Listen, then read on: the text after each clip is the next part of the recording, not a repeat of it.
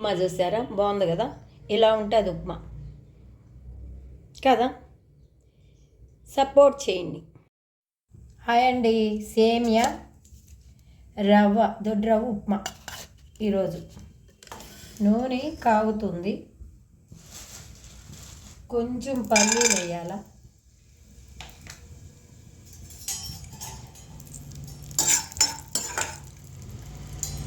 కొంచెం ఆవాలు వేయాల, ఒకటి ఎండుమిర్చి వేయాల. ఇది కరెంట్ లేదండి, చీకటి ఉంది కదా. చేయాలో వద్ద వీడియో అర్థం కావట్లేదు. ఉల్లిపాయలు వేయాల, కొంచెం కరివేపాకు వేయాల. ఇదేం కనిపిస్తలేదు. ఇందులో రవ్వ వేయించుకోవాలి. తగినన్ని వాటర్ పోసుకోవాలి.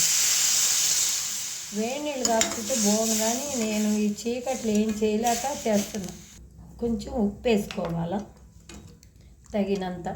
ఎసురు తెల్లేటప్పుడు సేమియా వేసుకోవాలి, తగినంత సేమియా వేద్దాం. నా కుట్టి సేమియా చేసుకుందాం అంటే ఎప్పుడైనా సరే రవ్వ వేసేస్తాను, సేమియా సరిగా రాదు. ఇప్పుడు ఉప్మా అయిందేమో చూద్దాము. నీళ్ళగట్టగా ఉంది. ఇదిగో క్యారెట్, కరెంట్ వచ్చింది. క్యారెట్ తురుముకుంటే టిఫిన్లో చాలా బాగుంటుంది. పులిహోరలో కూడా వేసుకుంటే చాలా చాలా బాగుంటుంది.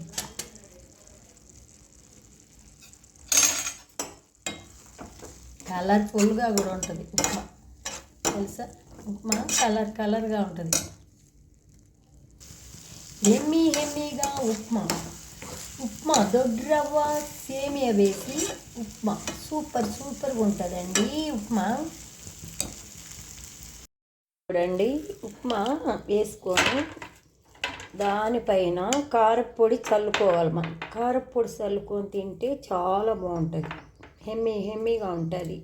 లైక్ చేయండి, సబ్స్క్రైబ్ చేయండి, ప్లీజ్ ఎంకరేజ్ చేయండి ప్లీజ్.